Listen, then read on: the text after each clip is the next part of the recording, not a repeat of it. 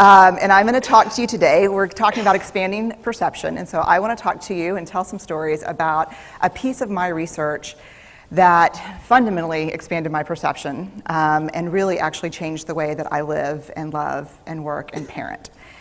And this is where my story starts. When I was a young researcher, doctoral student, my first year I had a research professor who said to us, "Here's the thing, if you cannot measure it, it does not exist."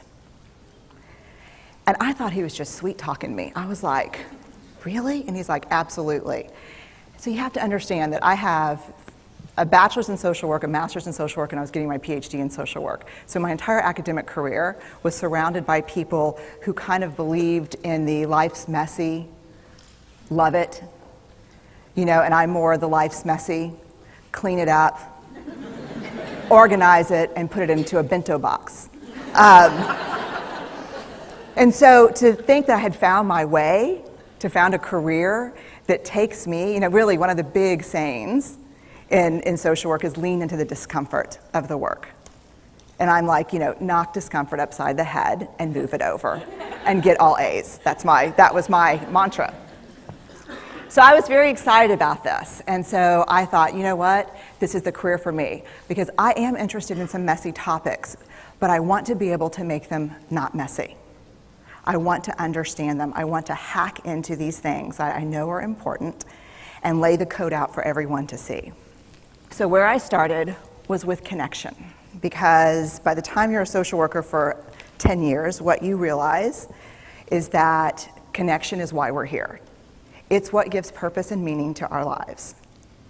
This is what it's all about. It doesn't matter whether you talk to people who work in social justice and mental health and abuse and neglect. What we know is that connection, the ability to feel connected, is neurobiologically, that's how we're wired, it's why we're here. So I thought, you know what, I'm going to start with connection. Well, that situation where you get an evaluation from your boss and she tells you 37 things that you do really awesome and one thing that you can't, an opportunity for growth. And all you can think about is that opportunity for growth, right? Well, apparently this is the way my work went as well, because when you ask people about love, they tell you about heartbreak. When you ask people about belonging, they'll tell you their most excruciating experiences of being excluded. And when you ask people about connection, the stories they told me were about disconnection. So very quickly, really about 6 weeks into this research, I ran into this unnamed thing that absolutely unraveled connection in a way that I didn't understand or had never seen. And so I pulled back out of the research and thought, I need to figure out what this is. And it turned out to be shame. And shame is really easily understood as the fear of disconnection. Is there something about me that if other people know it or see it, that I won't be worthy of connection?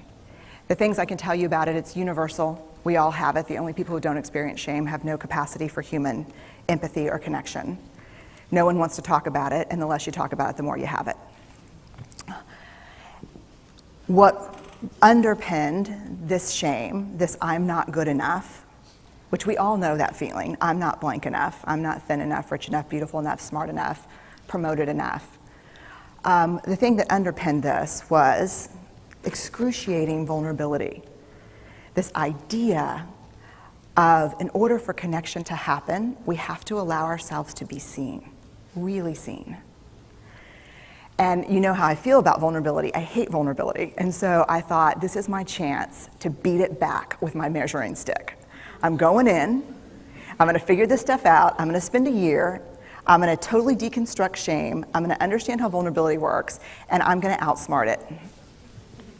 So I was ready, and I was really excited. As you know, it's not going to turn out well. You know this. So I could tell you a lot about shame, but I'd have to borrow everyone else's time. But here's what I can tell you that it boils down to. And this may be one of the most important things that I've ever learned in the decade of doing this research. My 1 year has turned into 6 years, thousands of stories, hundreds of long interviews, focus groups. At one point, people were sending me journal pages and sending me their stories, thousands of pieces of data, and 6 years. And I kind of got a handle on it. I kind of understood this is what shame is, this is how it works. I wrote a book, I published a theory, but something was not okay. And what it was is that if I roughly took the people I interviewed and divided them into people who really have a sense of worthiness, that's what this comes down to, a sense of worthiness. They have a strong sense of love and belonging. And folks who struggle for it, and folks who are always wondering if they're good enough. There was only one variable that separated the people who have a strong sense of love and belonging and the people who really struggle for it, and that was the people who have a strong sense of love and belonging believe they're worthy of love and belonging. That's it. They believe they're worthy. And to me, the hard part of the one thing that keeps us out of connection is our fear that we're not worthy of connection, was something that personally and professionally I felt like I needed to understand better. So what I did is I took all of the interviews where I saw worthiness, where I saw people living that way, and just looked at those. What do these people have in common? And I have a slight office supply addiction, but that's another talk. So I had a manila notebook, a manila folder, and I had a Sharpie, and I was like, what am I going to call this research? And the first words that came to my mind were wholehearted. These are kind of wholehearted people living from this deep sense of worthiness. So I wrote at the top of the manila folder, and I started looking at the data. In fact, I did it first in this in a 4-day, very intensive data analysis where I went back, pulled these interviews, pulled the stories, pulled the incidents. What's the theme? What's the pattern?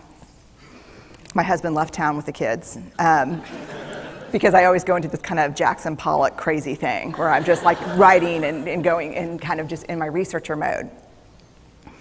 And so here's what I found. What they had in common was a sense of courage. And I want to separate courage and bravery for you for a minute. Courage, the original definition of courage, when it first came into the English language, it's from the Latin word cur, meaning heart. And the original definition was to tell the story of who you are with your whole heart.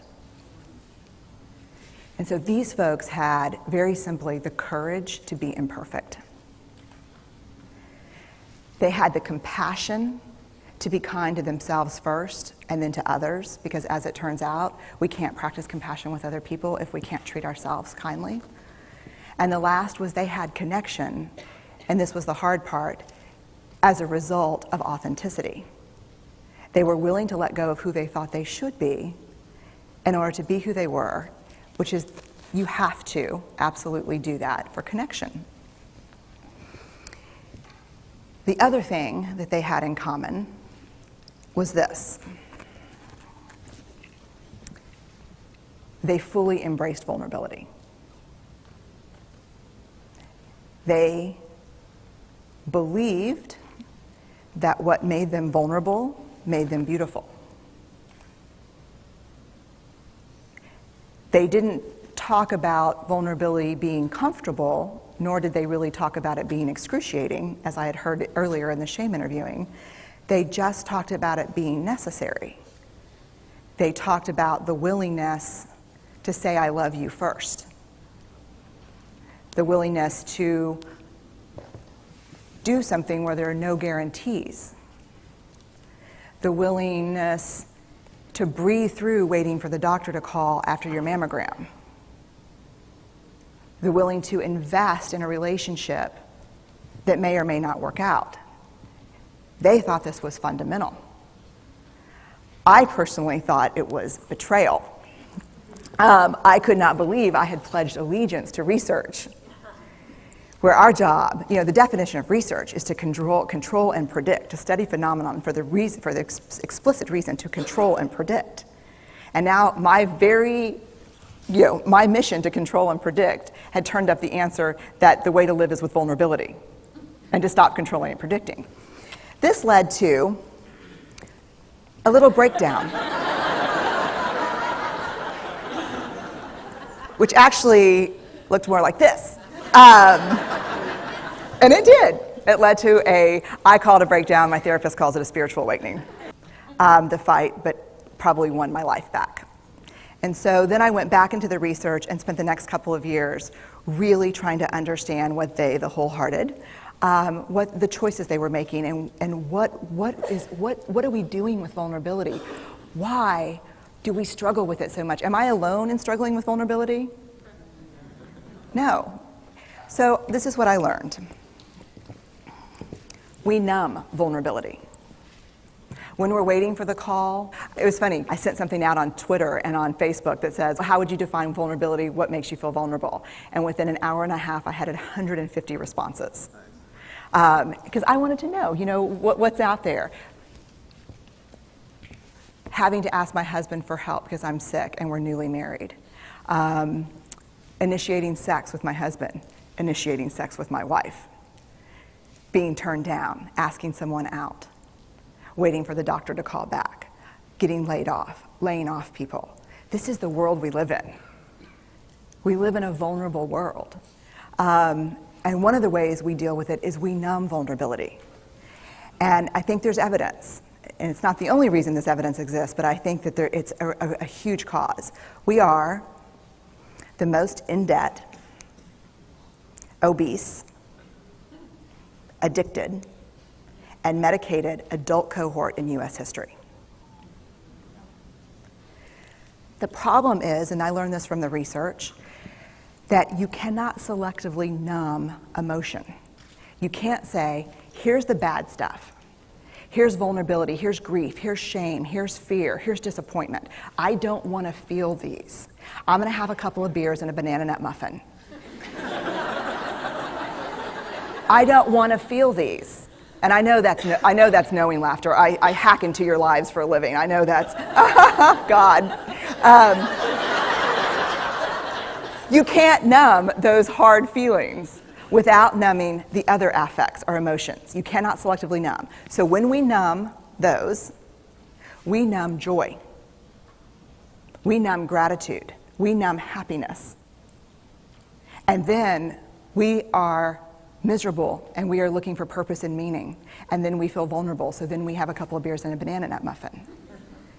And it becomes this dangerous cycle. One of the things that I think that we need to think about is why and how we numb. And it doesn't just have to be addiction. The other thing we do is we make everything that's uncertain, certain. Religion has gone from a belief in faith and mystery to certainty. I'm right, you're wrong, shut up. That's it. Just certain. The more afraid we are, the more vulnerable we are, the more afraid we are. This is what politics looks like today. There's no discourse anymore. There's no conversation. There's just blame. You know how blame is described in the research?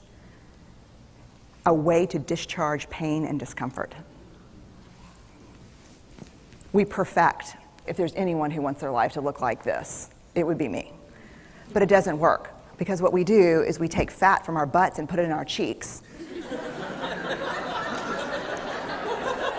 Which just, I hope in 100 years people will look back and go, wow.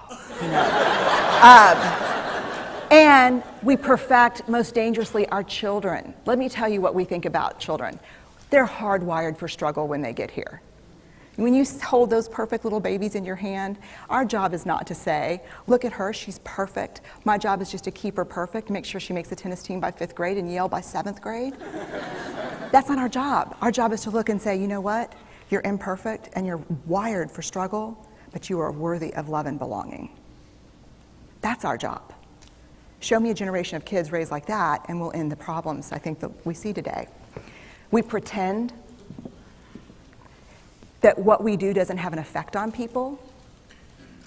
We do that in our personal lives. We do that corporate, whether it's a bailout, an oil spill, a recall. We pretend like what we're doing doesn't have a huge impact on other people.